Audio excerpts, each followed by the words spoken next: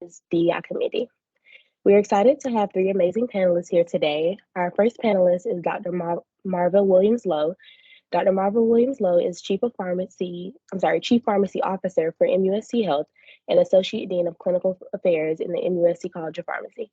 She joined MUSC last year after 29 years at Dartmouth Hitchcock Health System, including most recently serving as their Senior Director for Hospital and Clinic Pharmacy Operations. She received her bachelor's in pharmacy and her PharmD from Massachusetts College of Pharmacy in Boston. She also completed a management certificate program at Boston University and a Master of Health Administration at Ohio University. And our second panelist today is Dr. Katina Richmond from the class of 2002 of Careteam Plus. She earned her Bachelor's of Science in Biology from Emory University before coming to MUSC for her PharmD. And after graduation, she joined Walgreens as pharmacy manager until 2017, when she started as a registered manager for Walgreens Specialty Pharmacy. In 2020, she began her present assignment as Director of Pharmacy for Careteam Plus Incorporated, created in 1993. This Conway, South Carolina-based company is a leader in compassionate healthcare, offering a sliding fee scale for patients who qualify. She also serves as a consultant for both her own business, DLMO LLC, for Road and Fields, for the athletic department and student health services at Coastal Carolina University in Conway, South Carolina, and for Dr. Craig Cohen of Inlet Physical Medicine in Murrells Inlet, South Carolina. Last but not least, we have Dr. Maurice Lee, class of 2004. Dr. Maurice A. Lee earned his bachelor's degree in biology from South Carolina State University, followed by a PharmD from the Medical University of South Carolina, thus becoming the first Black male pharmacist from Utahville, South Carolina. During his successful pharmacy career, he founded the M.A. Lee Scholarship Fund, awarding scholarships to students attending a four-year college or university, and in 2016, the Dr. Maurice A. Lee Endowment at MUSC. Today, he is a mover and shaker in Hollywood, both as an actor and a producer. His social media feed is dotted with pictures of stars and red carpets. He has appeared in movies and other productions, and last year he signed his first television contract. If you have any questions for our panelists, please put them in the chat. And if not, we will begin with our questions. So our first question for our panelists is, can you please share an experience as a Black pharmacist and how it has shaped your perspective on healthcare?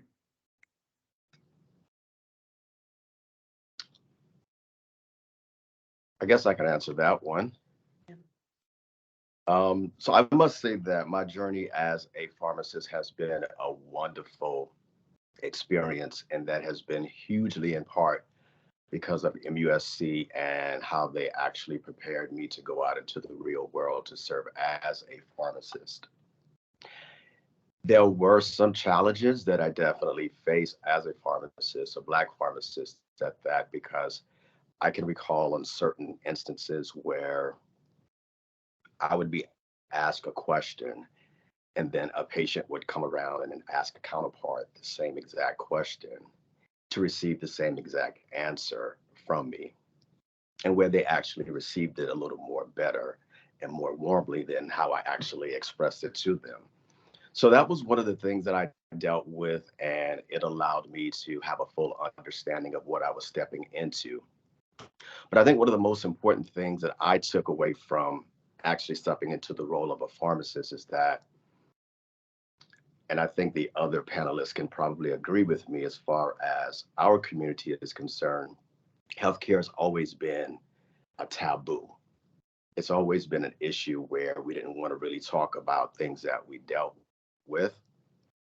And so it was always whispered in our community. And so once we got out into the world, and I think they started seeing more of a representation of us, that allowed the veil to actually be torn down, which allowed them to be more comfortable with being able to come to us and talk to us about some of the things that they were actually dealing with, which in return helped us to pour into them that would allow them to be able to take information based upon what we gave to be able to apply that to their everyday life that could actually put them on the path to become healthier individuals.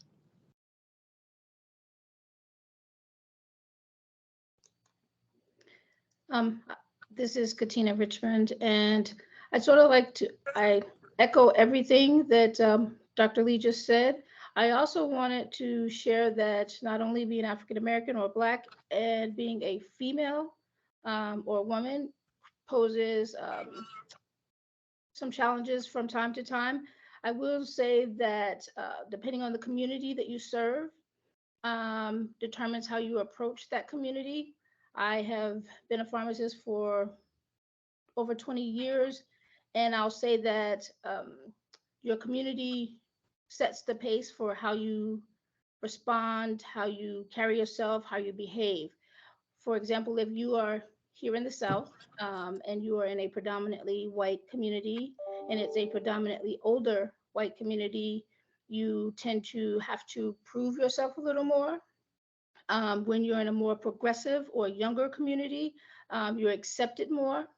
And of course, when you're in a predominantly Black or African American community, you see the pride from those who are part of that community. And, you know, it's that DAP, that good to see you, sis. Very proud of you, sis. It's pretty profound feeling. And I'll just jump right into to share my experiences, which might be, some are similar and might be a little bit different too, coming from the Northeast. And so early in my career as a Black pharmacist, you know, I worked in independent pharmacies, large retail chains in the Northeast, and that was at times very challenging. There were times when patients refused to speak with me or would prefer to speak with a pharmacy technician because of their color. There were days when, one that I remember very vividly, where an older gentleman came in to have a prescription filled. Once he found out that I was the pharmacist, he very loudly said that people in the store could clearly hear that he was too old for me to kill him by filling his prescription. And I remember that very clearly because some of these experiences taught me that you know, not everybody was willing to accept my role or accept help. But then having experiences too as a Black pharmacist, being a mother, a daughter, a patient, allowed me to see the other side of what happens within healthcare and some of the challenges that can happen in communities. And that has driven my passion over the years to improve you know, healthcare disparities, inequities, and wherever possible to ensure that we can improve patient care and understand the importance of cultural competence. So I would say that having those experiences firsthand, you can't always control how people respond to you, but you can learn from it. And that has helped to fuel a lot of the changes that I've been able to make over the years and influence a lot of the decisions that I've made to impact healthcare in my community.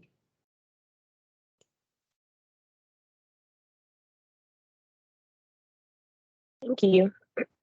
Our next question is, how do you believe that cultural competency and awareness can be incorporated into the pharmacy profession to better serve Black patients and other people of color? I could jump in here a bit because I think that ASHP has a good DEI certificate program that gives a broad base of knowledge in this area and a background that I think is important, understanding the history and why there may be a lack of trust in certain populations, and having programs like that incorporated into our general studies and ongoing competence as pharmacists, regardless of color, I think is important. It's important to recognize things like the cultural factors that can affect a person's health and influence their decision-making about, you know, impact with treatment. There's, you know, for example, some cultures where spiritual care is emphasized over medications, and there might be populations that distrust health professionals based on history and their experiences.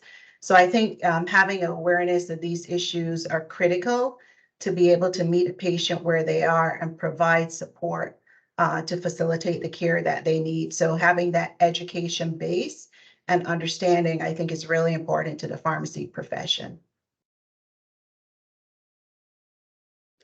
I'll jump in at this point as well, if that's okay. And just to reiterate what Dr. Williams-Lowe has stated, is that it's really important to understand as many cultures as possible, because as both Dr. Lee and Dr. Williams-Lowe have stated, how they approach care, how they approach treatment is largely based on their beliefs. Either it's religious, spiritual, how they eat, their diet, their herbs, fasting, how does that affect you if you're a diabetic patient? All of those things we need to be able to take into consideration, and we also need to understand the trust, so that so if you understand their culture, and if you communicate that you're understanding the other cultures that are different from your own, that lets that patient know that you're willing to step outside of your box to help them. And when you're able to step outside of the box to assist them and to understand them and understand their culture and their religion, then they're more likely to take into consideration what it is that you're trying to communicate to them. Yeah, I would have to agree with everything that both Katina and Marva said. You know, cultural competency and awareness can be incorporated by continuing to create a diverse healthcare workforce as well. You know, one that is representative of the patient population. And so I think by doing this, it helps to put the profession one step towards cultural responsiveness in the healthcare system. Because when you begin to encompass the qualities of compassion and empathy and responsiveness to the needs, values, and preferences of the individual patient, I think you begin to elicit the patient's understanding of his or her condition. And from there, you're able to determine the patient's views about traditional medicine versus complementary medicine, as well as alternative medicine, which, as Katina said, it ultimately pushes us to our patients building more trust in what we do.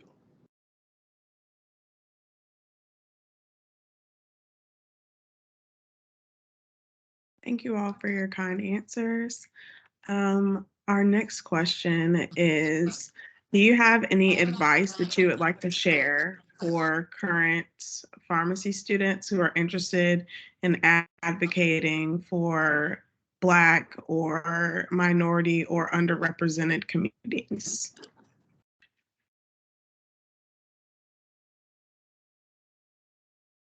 Yeah, I would say, first and foremost, never get weary in well doing, for in due time we reap if we faint not, right? So we have to first understand that pharmacists play an important role when working in underserved populations, as they tend to have more meds and medical conditions. And they also have a greater health needs in general, but are also challenged with psychosocial barriers. So once we begin to think about those things, I think the most important nugget is that pharmacy is not just a profession, but it is a calling. And when you understand that it is a calling that's on your life, then you have to find the joy in doing so, because what you're actually doing is serving at a greater purpose.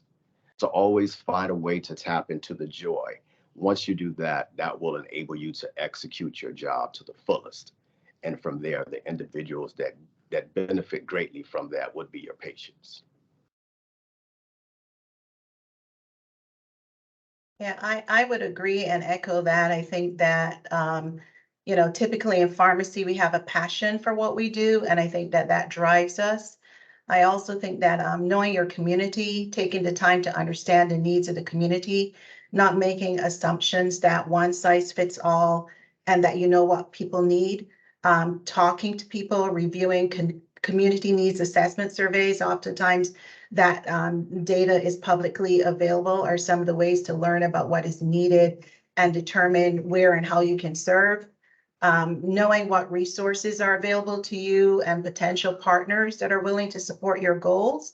And I would also say too, you know, as Maurice said about not being wary, know the barriers that you may face and who you can partner with or who can sponsor you to help address them. But I would say don't give up and don't tire of doing the right thing. It's the outcome and, you know, the sense that you feel from that service, I think would be well worth it. And I'd like to echo everything that has previously been said. In addition to realizing and acknowledging that you have a platform that is unique. And once you've identified that what you're truly passionate about, to just go full force. Understand that also your presence in the community, so just not in your place of work, but if there are health fairs, if there are college school days, work days, when you have an opportunity to allow the youth to shadow you, capitalize on that, because again, that puts you more in touch with the community that you're serving. It helps to build trust because they see that you're able and willing to step outside of those four walls that we call a pharmacy, and will afford you to build trust, to build faith, build understanding, and just give you an opportunity to determine and realize who your allies are. As was previously stated, who's going to support you, both give you opportunities to speak to the community, give you opportunities to fund so that you can do community events or participate in community events.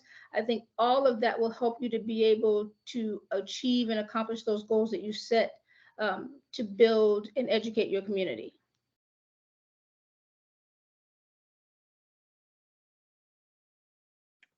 Thank you all for answering that question.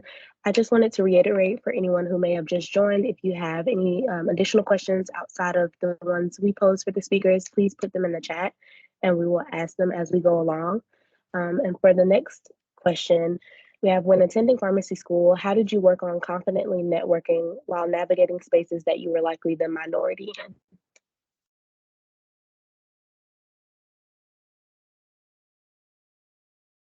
Well, I guess for me, I had a clear understanding of why I was there. And then number two, I felt like I belonged. And so for me, that was very powerful. And that allowed me to be comfortable with stepping outside of my comfort zone as far as friends that I'd already walked into the college with. So I knew that in order to actually get through the next 4 years, I had to network with other individuals that were in the class. I couldn't just rely on my left and right, but I needed a front and I needed a back as well. And so I actually made it a very intentional, strategic way to talk to individuals that were in the class, just to get to know them and to get to know their background, because I think it's important that you also know who you are laboring with as well, not just there for these scholastic endeavors, but getting to know them, because at the end of the day, once you get out and you're working in the real world, you're going to be relying on each other for information for different scenarios that you might be faced with. So yes, it's very important to actually cultivate those type of relationships. And one thing that I like about the Medical University of South Carolina, during that time, they had different events that allowed everybody to come together, outside of the classroom. And that was a way to actually walk around, meet people from different colleges as well, not just those that were in the College of Pharmacy, because we all are collectively a team. We are one unit. We all serve one purpose. So it's definitely important to get in there and network with individuals, talk to your classmates, and just get to know them outside of just being inside of the four walls that you're confined for 8 hours a day.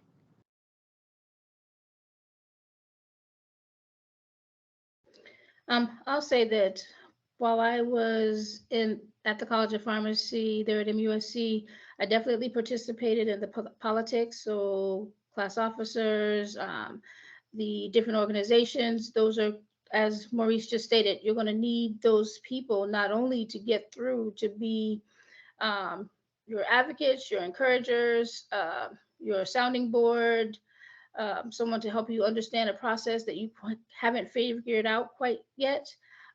Also with the politics, you're working with the faculty and staff, you're working with other team members, ideally you're working with other colleges there at MUSC.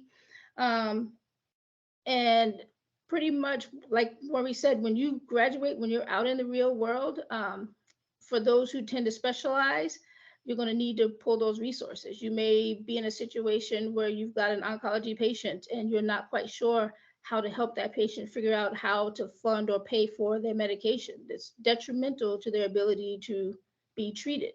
And you just use those resources while you're going through school and beyond. Yeah, I would agree with everything that was said. And I know in my experiences, even stepping out to get my first job, having relationships with faculty that could advise me and support me was very helpful.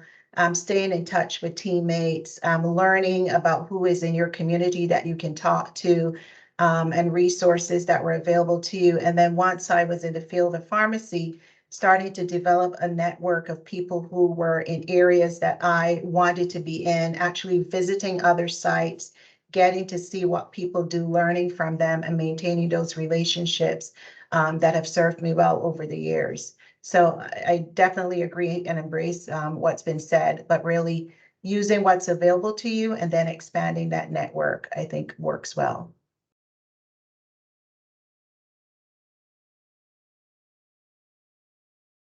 Thank you, everybody, for your answers.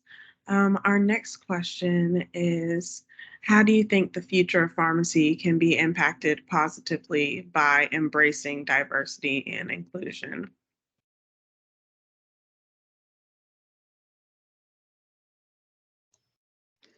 Well, I think that the world in general is becoming more diverse. And the College of Pharmacy, the pharmacy students, the pharmacists who are currently working, we've got to embrace diversity. You won't be able to reach or have your patients identify with what you can bring to the table if you're not embracing those diverse patients. We're not in a one demographic world anymore. And in order to be able to educate, provide advice, encourage adherence, compliance, you have to embrace diversity. If you don't, no one's going to listen to anything that you have to say. Yeah, I would absolutely agree. I think you hit it spot on. And the studies are out there on diversity and what it brings, and, greater innovation, more ideas, increased productivity, and value for the patients that we serve. And I think that diversity in population that Katina mentioned, for the pharmacist means that you're having diversity in pharmacy means that you're more likely to see someone that looks like you in the community where you're providing care, and that helps to build trust, relationships, and facilitating the needs of the patients, and that will in turn contribute to positive outcomes. Yes, I totally agree with all that was said. I believe through diversity and inclusion, more Blacks in the profession will be led to work and ultimately give back to their communities. And when that happens, that provides an equal access and quality of care to patients, not only now, but also in the future.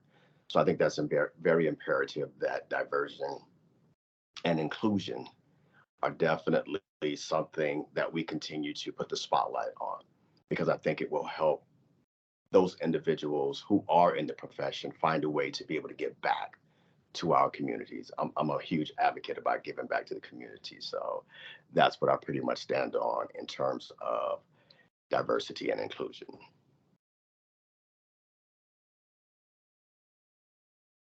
Thank you for that. Do you all have any encouraging words for students that may not feel like they belong in the space they're currently in?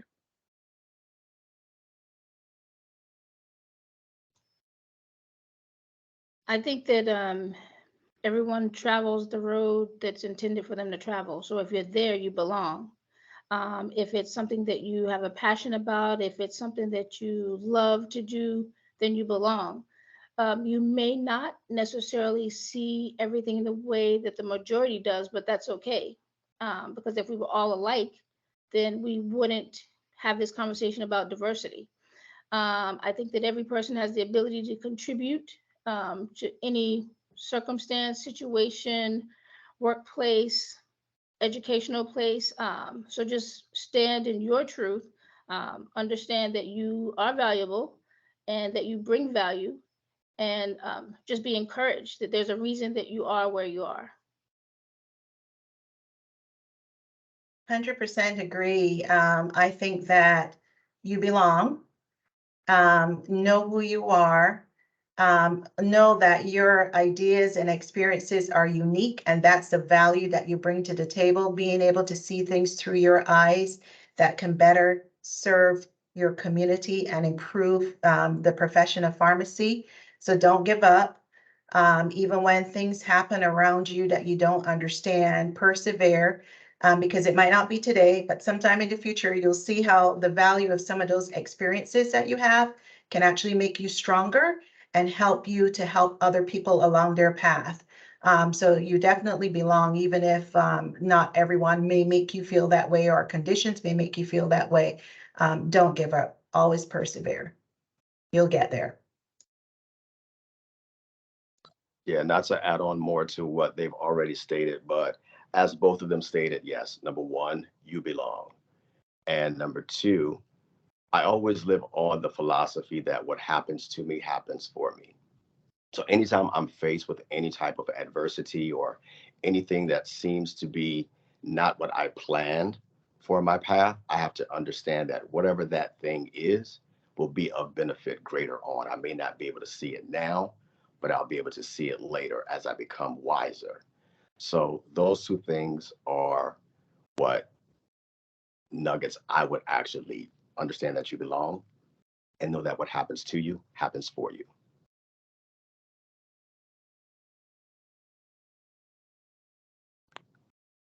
Thank you for the encouragement. I think both of us and any other students that are on could really use that. My next question is, because all of you have served in some type of leadership position or like in a managerial position, how do you feel like you have been treated? Do you feel like you've been respected being a minority in a leadership position as a pharmacist?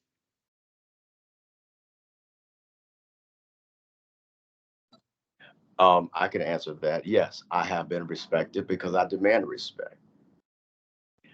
My job is there for my patients. My job is to be there to provide what I know for the betterment of my patients. So, regardless of what might be thrust upon me, I can't tolerate disrespect, number one. And I think once you actually set the tone, I think your coworkers, your counterparts, and everybody else who, I mean, you don't have to do it in a very nasty way, okay? But you definitely have to set the tone to let people understand how you choose to walk and how you choose to practice. And the decisions that you make are based upon what your thought process is, based upon how you've actually analyzed the situation. So always know that you shouldn't or you can't allow anyone to disrespect you and make them feel that it's okay in doing so. So command the respect that you give, but also give respect that you want to be given back unto you as well.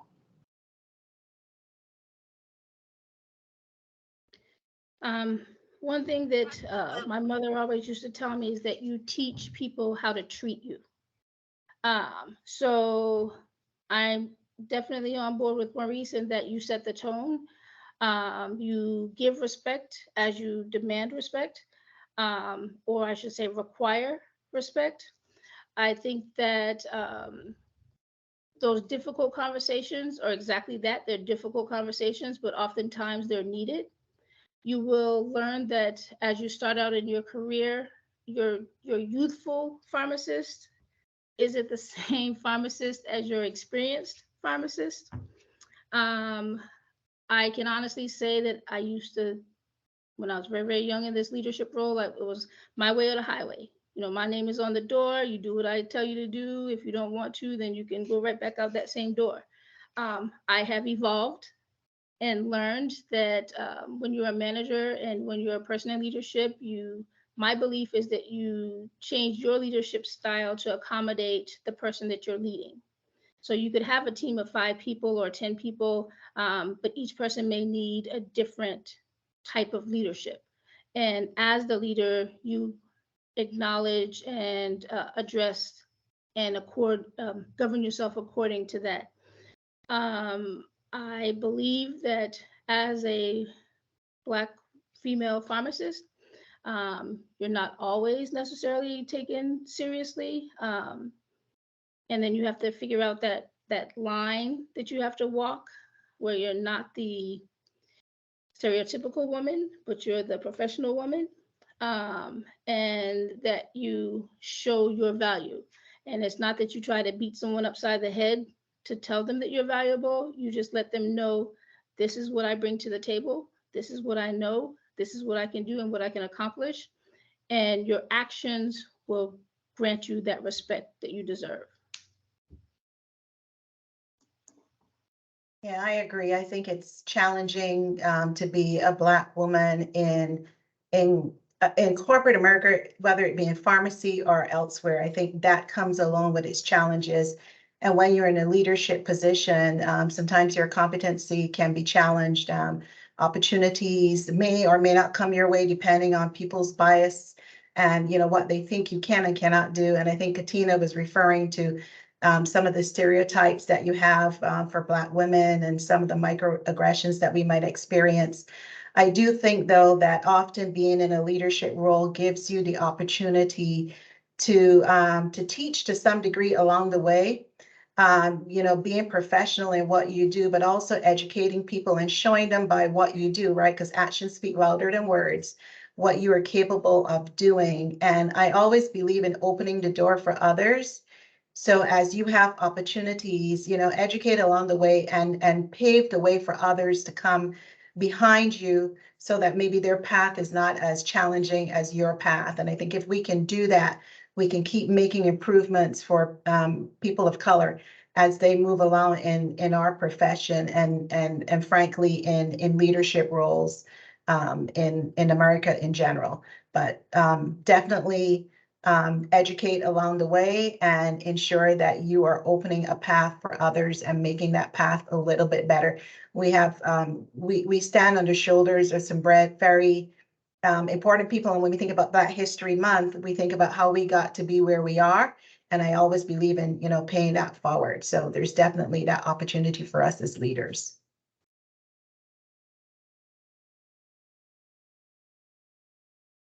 Thank you. I have a question for Dr. Lee specifically. I was curious to know how you transferred careers or what made you want to transfer careers. They informed us that you're now creator of Moe Productions. So I just wanted to know how you made your transfer from being a pharmacist to now being in Hollywood. Well, before pharmacy, I was so engulfed in the world of entertainment, right? Growing up, I thought that I was going to be the next Michael Jackson. Like I was that gravitated towards entertainment. And then I got into movies and saw how they moved and how they executed that. And then I became very fascinated by that world. And then I began to make a lot of friends that are in the industry. And so the advice came upon that I needed to be in LA for whatever reason. At that time, I had no idea, but I knew that I had to uproot what I knew in South Carolina to LA. And so that's what I did in a matter of like 2 weeks. And so once I moved out here, in a short span of time, I got casted in my first feature film and then decided that I really didn't want to be in front of the camera that much because I understood that I had a very creative mind. And so I wanted to put myself in position to where I could create content, but then at the same time, I could reach back and help to employ others that had the dream of becoming actors or actresses or directors of some sort. Being that I had actually created my own lane, I felt like it was a huge responsibility for me to be able to assist those individuals with the same type of dream that I had, but were not given the opportunity to do so. So I created my first production company, which is called Moe Productions, which is a play off of my name, but the acronym stands for Man of Excellence Productions. And so we have a number of projects that's under the umbrella that I'm so excited. One is actually a pharmacy drama series. that I cannot wait to bring to the television screens. It's going to be jaw-dropping. Um, but that's the reason why I shot out to LA, and it has been one of the best decisions that I've ever made. It has been a fun ride. And I think that it was important that I moved out at the age that I did, because stepping into this land in California, you have to be very seasoned, you have to be very mature, and you have to be able to think things out thoroughly before moving, because things move so fast here in LA, and you have to make sure that how you're moving aligns with your purpose and your reason for being here. So yeah, that's my whole spill on jumping from Orangeburg, South Carolina to now being in Hollywood. Thank you for answering that.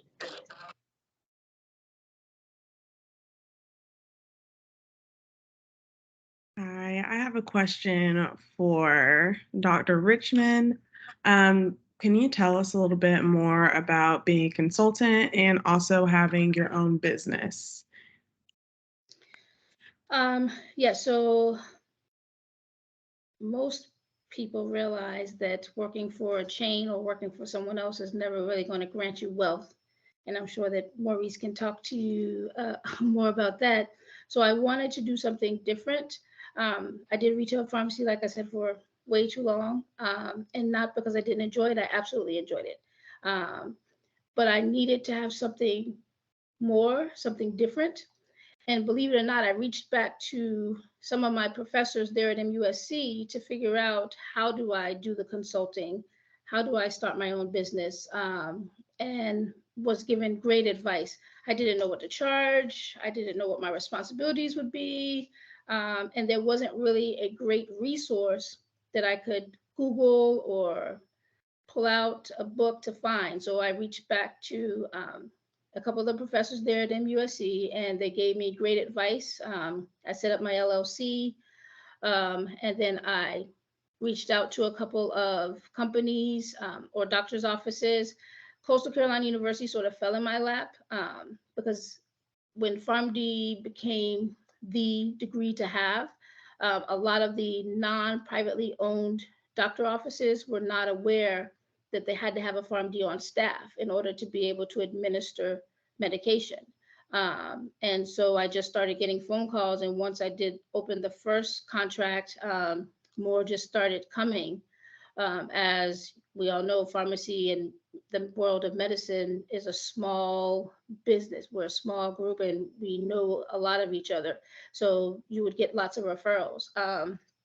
It's not a huge time commitment, but it's another look at what pharmacists can do, the value that pharmacists can bring to not only the healthcare of a patient, but to building relationships with other practitioners and healthcare workers.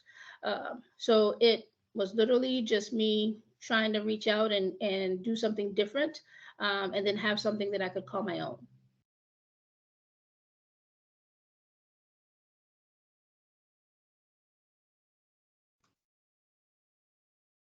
Thank you. And I also had a question for Dr. Williams-Lowe. We read that you spent 29 years at Dartmouth-Hitchcock Health System. So how has that transition been for you, going from there to joining us at MUSC within the last year, and what do you look forward to doing while here? I think it has been a good transition. In my time at Dartmouth, I had the opportunity to be in so many different positions in pharmacy, and to grow a number of different programs, open a lot of new specialty services. And I think that experience over the time, I think Maurice said this and Katina about, basically being in the right place at the right time, and how things, if it's for you, it will work out.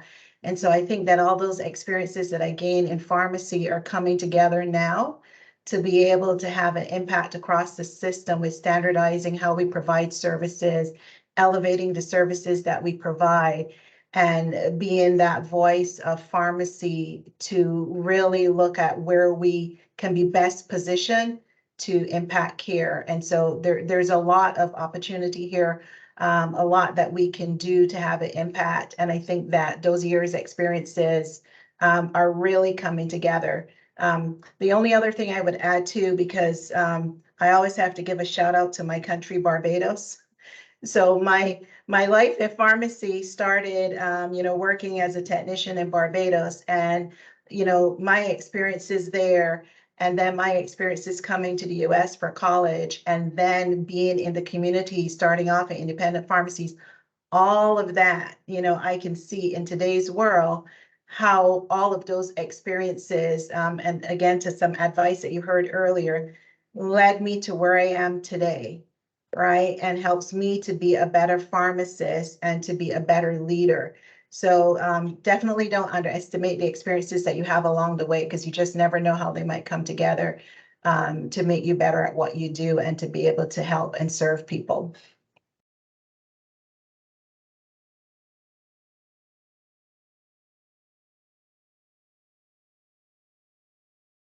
Okay, so I think this will be our last question, unless anybody else online would like to put something into the chat. But that question is, what opportunities do you all offer to connect with current students and future practitioners?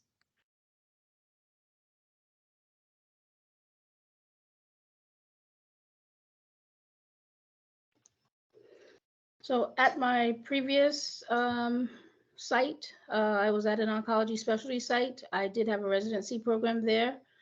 I'm at a different site now, and I am trying to build an opportunity for a residency program here at our healthcare center. Additionally, like I said, I will allow anyone to come in and do a shadowing experience. I am also interested in doing internships. And then, of course, reaching out in the community, trying to attend as many conferences as I can and to afford opportunities, because this is a unique situation here. We're a federally qualified healthcare center. We are ADAP, we are 340B, and a lot of students do not get the opportunity to work in those environments. So just hopefully providing an opportunity for that experience. Yeah, and I've always been involved in programs with students, interns, and residents, so definitely continuing to do that. I think that's important to give back and to ensure that you have solid programs that provide that pipeline. The other piece too is that I'm a firm believer in mentoring, and so I belong to several groups where I support and mentor not only pharmacy students, but also people in other professions, because I think that's a good way to help. Even if somebody is a student and they're thinking about going into pharmacy, but they don't know for sure, to be able to provide advice. And then as they get into the student and residency, to be able to provide support along the way. So I think there's plenty of opportunity for that at MUSC. Unfortunately, I am not in the pharmacy setting as much, so I don't really have a whole lot to offer from that standpoint as far as being able to offer shadowing or internships or externships, actually.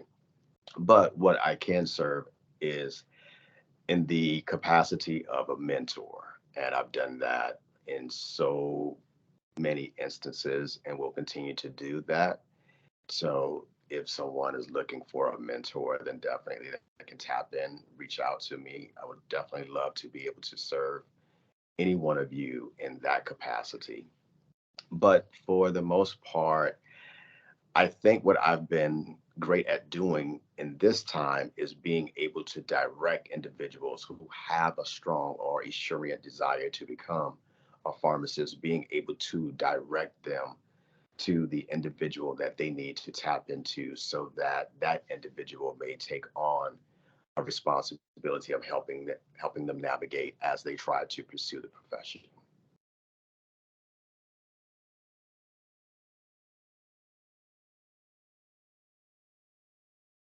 Well, this has been a great program, and I certainly want to thank all of our panelists, Dr. Richmond, Dr. Williams Lowe, Dr. Lee. Thank you for taking time out of your busy schedules to join us today and share your words of wisdom. I've certainly learned a lot today, and I look forward to putting some of your suggestions into action. But I can't thank you enough for everything you do. And Makenzie and Ziporrah, thank you for being excellent moderators this afternoon. And Maurice and Katina, I just wanted to say hi. Hey, Dr. Chessman, how are you? So good to see our former students doing so well. Yay. Just wanted to say hi. Thank you. It's good seeing Hello you. there. Really enjoyed talking, listening to you guys today, and I'm very proud of you. Very Thank proud. you. Thank you so much. Thank you. And thank the College of Pharmacy for the opportunity to be able to speak to everyone. Yes. This is an honor and a privilege. I'm happy to see my alma mater doing great things regarding diversity and inclusion. And of course, I think I obtained an amazing education there. So I don't think I'm biased at all. And it is great to be a part of this program today. Yeah, definitely. I would like to say to Dr. Hall, thank you so much for being a champion of diversity and inclusion. It's so important. And I get so excited every time I look at a post and I see that you're out in the community and you're shaking hands and you're listening to the people and you're bringing that information back to the university to make things better across the board.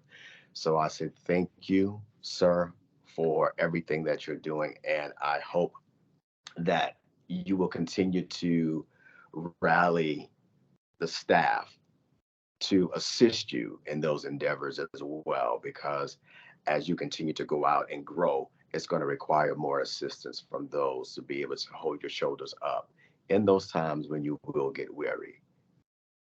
But don't get weary. Thank you, sir. Excellent. And I just want to add, thank you for the opportunity. I think it was a great experience, and not only to share my experiences, but to hear from others and to learn along the way. So I think this was great, a great opportunity. So thank you. Okay. Well, thank you so much. Have a great afternoon. We will work on closed captioning today's event so it can be shared with people who could not make it today. But thank you. Have a wonderful afternoon. Thanks. Goodbye, everybody. Bye.